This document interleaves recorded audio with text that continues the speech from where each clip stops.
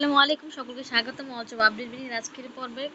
কর অঞ্চল 13 ঢাকা বিভিন্ন পদে ব্যবহারিক পরীক্ষার ফলাফল প্রকাশ পেয়েছে। মৌখিক পরীক্ষার তারিখ 23 এপ্রিল 2024।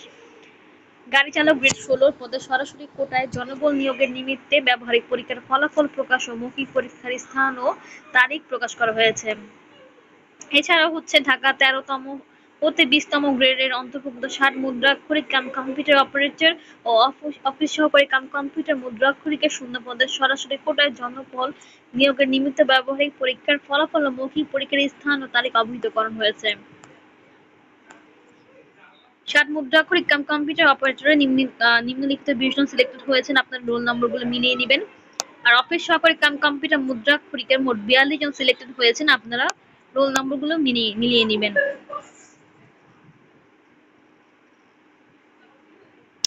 এছাড়া চাইলে www.textzone13dhaka.gov.bd এই ওয়েবসাইটে প্রবেশ করে পুরো বিজ্ঞপ্তিটি দেখে নিতে পারেন।